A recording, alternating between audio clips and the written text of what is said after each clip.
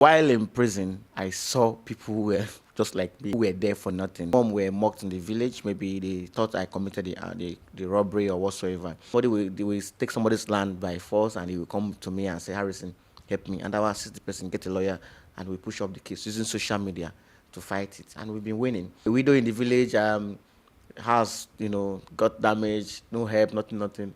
I will use my page and raise fund and go to the village and build the house again. But there's one I did, a little girl who was married out to a 65-year-old man in Yes, I think Ozobolo. I Yes, saw and saw that's her that. name is Chinwe. So she had a baby, and in that place, I discovered that those houses, if you have a baby at that age, minor, they will likely give you out to an older man to marry you. Peter Obi. I'm obedient. All right. I started being obedient before I picked up my form. Yes, and I post a Peter Obi on my page because I feel he's the only candidate who can, at this moment, rescue Nigeria at this moment. Yeah, I do tell my friend, I said, please, if it's just 1 year, Obi will just enter the office to help us to change a lot of things. Let him enter.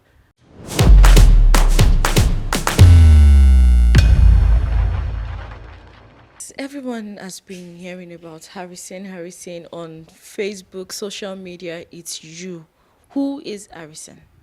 Um, Harrison Gwamishu is a Nigerian, is a Deltan. Um, I'm 33 years old. I'm a human rights activist, advocate for the rights of Nigerians, especially vulnerable Nigerians, those who have no one to speak for them, to stand for them, and those who don't have legal representation. I connect them with professional lawyers to assist them in their cases, in the police station, at the court.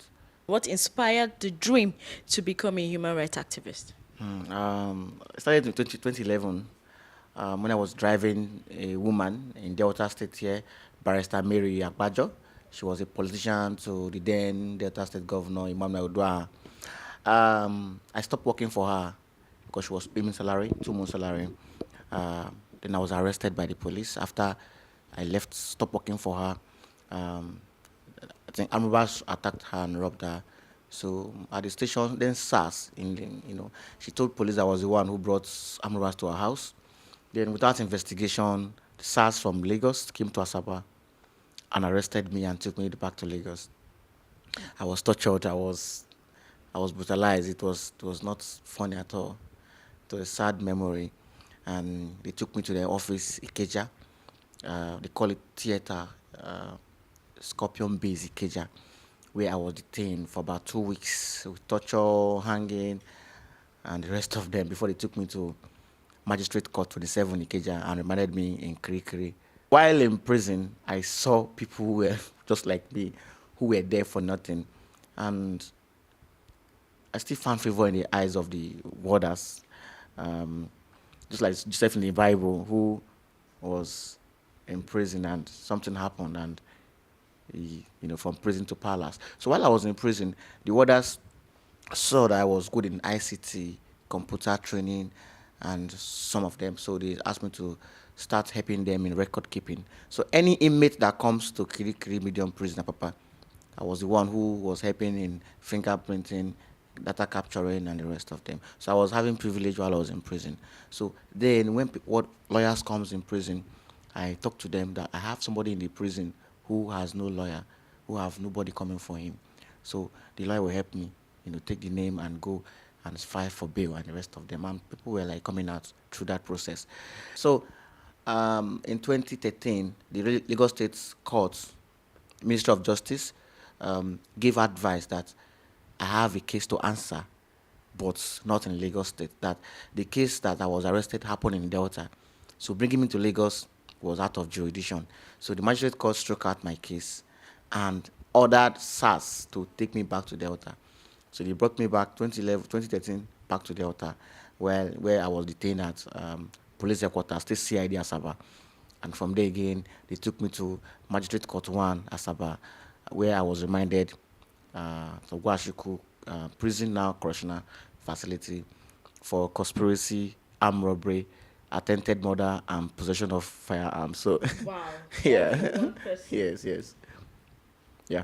So, while I was in Gwamishu prison, I still found favor too in the eyes of the warders. Maybe that's how God destined it. They didn't keep me in normal cell where they keep hundred hundreds of persons, inmates, like crowded places where you see, you know, people inmate can't sleep because it's crowded, as in more than 100 in a parlor and something like that. So they were kept in the VIP cell. I was in cell 6 in Gwamishu prison. That's what the VIP. The So they have VIP the session, VIP yes. They section. have cell 1, cell 2. Cell 1 is for convicts, those convicted. They are not less than 70. Cell 2 is for awaiting trial. Cell 3 is awaiting trial. Cell 4 awaiting trial. Cell 5 awaiting trial. Then cell 6 is the VIP. That's where the big boys are. That's where they stay. Those who have money. Before you stay there, you have to pay money, like 160,000, and you pay monthly fees too. So it happens. So Wow. that's just like what you see in movies. So Nigerian prison is like becoming what you see in American movies. Okay. So while I was in the Washington prison, all along there was a guy, the guy who committed that robbery was also arrested. So he told the police on parade that I wasn't the one who joined him to rob. He doesn't know me. He was there in the prison. So while in prison, he joined a group of persons um, to to break the prison jailbreak. They brought in acid in a gallon. You know, when they are bringing kerosene for you, they bring kerosene because we cook in the prison. So it's, white container. So they use it to bring in, to smuggle acid. It was intercepted at the gate. So they discovered it was the guy and other people that brought in the acid. So they took them and kept them in the solitary confinement, and we're not taking them to court for attempted jailbreak. So when they went to court, he escaped from there. So when he escaped, I I said, who is going to speak for me? Who will tell the court that I was never part of this robbery? This was happening around July 2015. Then 30th of November, I was now going to court, no complainant, no witness, police refused to come, the complainant refused to come, and I was going to court. So that day, 30th of November, I went to court, and the magistrate, the judge, Justice Mabel Omove of High Court 5 Asaba, now told them to bring out my case file.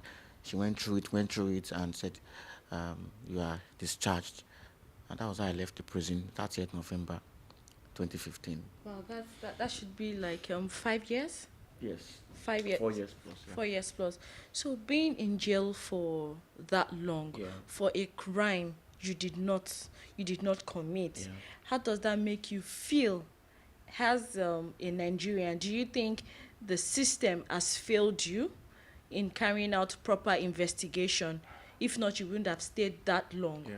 So how does that make you feel? I felt bad while I was there anyway. I felt bad. At my first 2, 3 months I came to the prison, I felt bad. I felt that the system, um, the justice system would have protected me, investigated, find out the truth, and protect me from every other harm, and also pay the cost for the damages they cost me, and also my parents. I wasn't bothered about me anyway when I was in prison. I was bothered about my parents because I'm only child, no sister, no brother. My parents were the one who were suffering the more because my dad had a partial stroke. One hand, one leg gone. So my dad was coming all the way from Delta to Lagos on a night bus. My dad had nobody in Lagos, so my dad would enter night bus from toll gate here in Onitsha, and around 6 to 7 p.m. in the evening, get to Lagos in the morning, and sleep in the park till 10, where the prisons will open the prison gate for them to come visiting. And after seeing me, my dad will still go back to the park and wait till 7 again in the evening before he returned back. So the trauma was so heavy that I could feel it when I was in prison. The justice system is broken and it needs to be fixed because it took me and others, not just me, and other Nigerians, young Nigerians, it took us away. So it needs to be fixed. Right, so coming out from prison, and how did your family feel when they saw you come out of, Yeah. prison? How of the correctional facility? How did they feel? To receive you, then friends, families, the Yeah. society, how did they receive you? Some were mocked in the village. Maybe they thought I committed the robbery or whatsoever. So a lot of people in the village were were happy that I came out, but a lot of people got disappointed because they maybe thought I won't come back again. Yeah. So So that's just it. That's So how just it. was it like getting jobs when you got out of prison? So when I came back, I started looking for driving job again. I went to a lot of places. I wouldn't want to mention them anyway. So there's a place I went to, um, looking for jobs in civil service, private drivers for civil service. And when I got there, I think the guy was like looking at me. Actually, this is not the Harrison that was in prison. That they said he was in prison. So job I passed the driving test and he gave me the job already. So it's like him and said, madam say they no will give you the job again. Oh, make another verse, I go find a job elsewhere. So it was a stigma, out of prison. So I started looking for job. I looked for jobs several times, but I couldn't get a job anyway. Even security jobs, driving job. Then later I went to church, Christ Embassy in Asaba. So I shared my testimony in the church. So deputy governor was in church that day. After hearing my story, he invited me to his office and he gave me money. So that was how things started getting better. Yeah. Yes. So I used that money, part of that money, to, visiting police stations, prisons. I was even bringing people out from police cell. I went to police cell and I saw, I was I'll just go and meet DPO. I said, sir, I'm looking for people who have stayed there like 2 3 days, who have nobody to help them. I want to help them. I was posting to my page. I release, I post, I release, I post. And somebody called me and said, Harris, this thing you are doing is good. Oh. Apply for a program. So he sent me a link and I applied for a program called Mandela Washington Fellowship. So I applied for the program and I got a message, email, congratulations. Later again, I got another email again. I should go for my visa in Abuja. I went for my visa. And that was how they gave me a visa to travel out of Nigeria to the US. Wow. So while I was doing this, a lot of people were seeing the integrity and transparency in what I was doing. And a lot of people were sending me money. That's the truth. Yeah, send me money. And I will have cases of rape, cases of domestic violence, and people were saying that because in Delta here we had no such groups in Delta here, So a lot of people were now bringing these cases to me. So I left. I was now, leaving the police cases. I handled them anyway, but I was still handling other cases and putting them together. They will take somebody's land by force and he will come to me and say, Harrison, help me, and I will assist the person, get a lawyer, and we push up the case using social media to fight it, and we've been winning, and several cases too. Then when it comes to a widow in the village, house, got damaged, no help, nothing. I will use my page and raise fund and go to the village and build the house again. And your media FM published a story where I built a house. Sorry, where I was, if okay, where I built a house for a woman in the village, and but through people's contribution, I was able to build a house. So with that, people see all I do and they believe that Harrison, if they support me, and I always deliver, and I've been doing it several times. People in the police station, again, are people who are detained by the police, taken to POS. From that first time, I started posting about police POS issues, police taking people to ATM. They started from the ATM, so that we always post them, always take pictures of them and post it. They stopped taking people to ATM. They started using POS, and it's still happening now anyway. But after the NSAS, it reduced. Yes, but it's still happening today. So a lot of things I've done, I can't count them a lot. But there's one I did, a little girl who was married out to a 65-year-old man in Yes, I think Ozobolo. I Yes, saw and that. her name is Chinwe. So she had a baby, and in that place, I discovered that those houses, if you have a baby at that age, minor, they will likely give you out to an older man to marry you. So they give that man out to somebody who they said was not even mentally okay. I wasn't the one to satisfy if he's okay or not. So the picture was trended where the man was carrying the girl in the leg, and I left alone. I left here with one of my volunteering on the chair. We went to Iyala or Zupulu. Then we got the police involved, write petition, and the rest of them. We got police involved, and that was how police went and rescued the girl. Then the Ministry of Women Affairs took over the girl. Today, the girl is not married to that man. She's in school and she has learned a skill, and she's doing well today. Would you say the human rights, activities is Yes. what is driving you into politics? I think that's what. Yes, that's one thing. the activism is different from politics, but they kind of offer almost the same services. Because in my humanitarian life and things I've done, I think it's almost like what um, that's almost like dividends of democracy, like roads, lights, healthcare, electricity. I have touched this all this while I was doing my activism. In my community, I influenced a water project. My community in Ubuluku, I think is the only community that have is first to have a standard borehole, not individual. And it was not. I didn't put it in my house when I influenced the project. A friend I met in the US for my Malaysian Washington Fellowship Program, Chibuzo, who has an NGO that gives water to community. They call her Girl That Found Water. So I contacted her when she was looking for where they can put, fixing some boreholes. So I sent pictures of my community because my community stream, the herdsmen, cow drinks from it. So after they drink from it, they get dirty and we get there and fetch too and drink. It was not hygienic for us. Hygienic. Yes. So they came to my community and I showed them. I said, look for any way you can get water and fix it, not just my house. And they fix it somewhere that's even very, very, very far from my house. So I think that's number one thing. Community project. My community road every year. Two times yearly. I try as much as possible to make sure I it's not good. It's not motorable. So I get caterpillar and try to see how I can be able to make it motorable. Then my community facelift, which is there too, I try to see how I can be able to beautify my community because people who pass from the express don't even know that such community exists. So I have to make it known to people that there's a community Yeah. in that place. Also, light to street light project. So these are the things I've done. Children who have hydrocephalus, big head that had no medical, indigent children that had no um, any way to get support. I help them to raise funds that will go for surgery. A lot of them, not one, not two, not three, a lot of them, children who have heart issues, the rest of them I have assisted. So these services I've rendered is mostly the evidence of democracy. So going to politics, I feel that um, it will help me to reach out to other communities within my local government because I'm going for House of Assembly. I'm not going for a senator or a governor. So it's limited to my local government. But while I'm doing this too, I'm still doing my activism because I didn't just do it alone. I have a volunteer team. So while I was doing my activism, I was making sure that I have people who are learning whatever I'm doing so that anytime I'm not around, they can take over.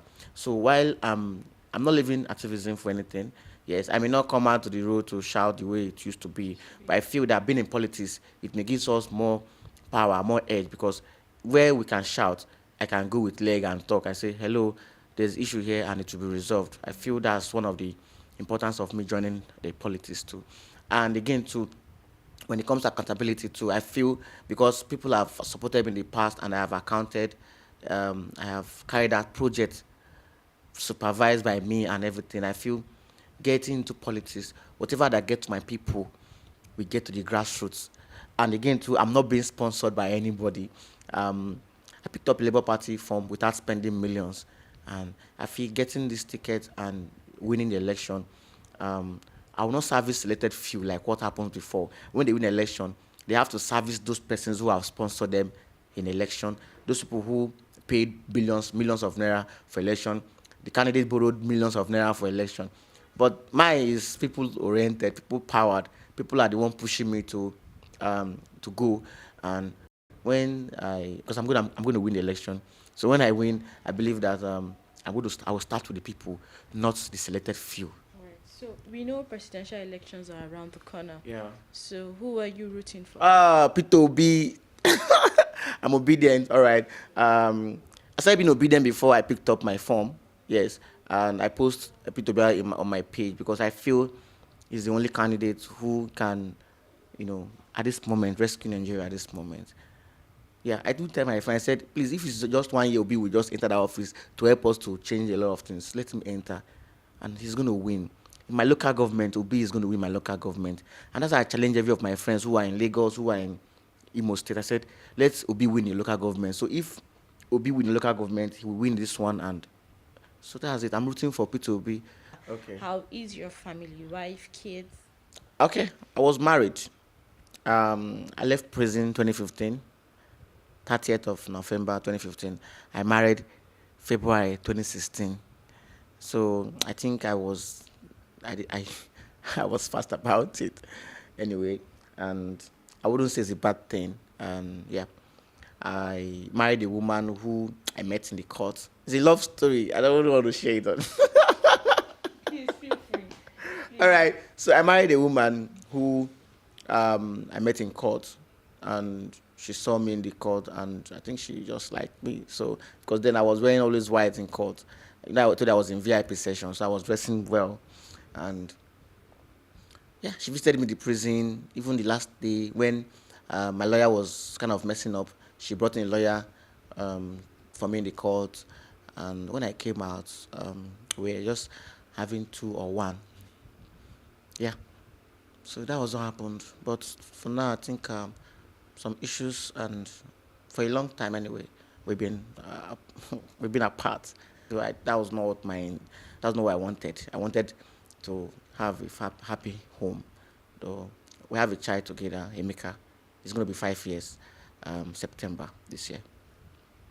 Right, so being apart from your wife and your Yeah. son, how do you communicate? Do you communicate regularly with him? Yes, I do. Or do you have plans of reconciling with your wife? Oh, I don't know. So for now, we are communicating.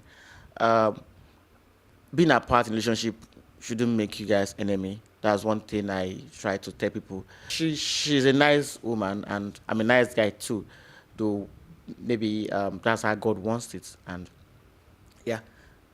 So we had a good child together, a son. So it's not a bad union because something good came out from it. Yeah. So I still respect her. I still respect her for who she is, and maybe that's so that's it. Judging by the works that you've done, you've Yeah. helped so many people, especially fighting the police Yeah. in order for civilians to be able to get justice. Yeah. And now you are running for a political position Yeah. and all. Don't you think you've made a lot of enemies in the society? Yes, if I say I don't have enemy, I will say I'm lying. So even those that work with me, that left, people who volunteer with me that left my organization, they still some of them still attack me, one way or the other. They left me and joined the opposition anyway. And again, there's nobody that don't have enemy. If you not get enemy, you not be human being. So we must have enemy. And one thing is, how do you try to manage it? I've tried my possible best to see that I don't get killed somehow. I don't get, ambushed and mobbed by enemies and the rest of them. I remember when I was driving in my place and I was shot like from the back. I heard the sound, very big sound behind me, and when I looked at my back, I think the glass was down. I was seeing that it was a big hole. I zoomed off and they were pursuing me with a Sienna vehicle until I get to a point. I stopped and I ran into the bush and they shot my car. So several times I've been threatened, I've been attacked by people. I don't know them physically, but I feel that people who have stepped on toes. So my job for years, I've stepped on toes of people, not in a bad way, but in a right way. Those are people who were not doing right, and who I challenge one way or the other, and say, you need to stop this, and if you don't stop this, I'm going to make sure I take it up with you. I was driving along the express one day. I saw a police just driving, and policemen just AK-47 pointed at me. I don't know if they wanted to shoot or something. So I just matched brake and I left the road, and they zoomed off, just like that. So, and later they were arrested and they started begging, kneeling down, begging that it was just a joke. So a joke like that. So, um, yes, we have good people. The country is good, but there are still bad people too who will try to bring you down. So now I'm in politics. They're already coming up. They are recruiting them back. For to see, oh yeah, fine. Now you make us not collect land from that we do. Now you don't make us not collect money from that boy who will arrest. We're going to deal with you.